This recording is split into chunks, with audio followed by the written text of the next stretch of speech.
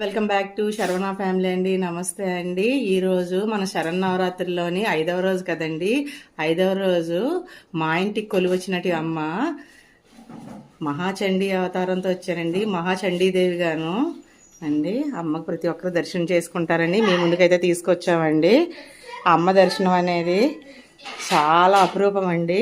ప్రతి ఒక్కరికి నా అమ్మ ఆశీస్సులు అనేది ఎల్లవేళ్ళ ఉండాలని మీ ముందుకైతే తీసుకొస్తున్నామండి అండి. ఈరోజైతే మహాచండీ కింద చూడండి, చండీదేవి కింద త్రిశూలంతో ఎంత చక్కగా ఉందో తల్లి వట్టివేర్ల మధ్యలోని చూడ చక్కగా ఉంది.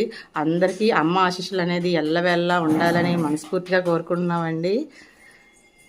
అలాగే ప్రతి ఒక్కరు కూడాను అమ్మకు దర్శించుకోండి. ఆయుర ఆరోగ్యాలతోని ఐశ్వర్యంతో ఎల్లవేళలాను సుఖ సంపదలతో ఉంటారని మనస్ఫూర్తిగా కోరుకుంటున్నామండి. ఓకే ఫ్రెండ్స్, నమస్తే అండి.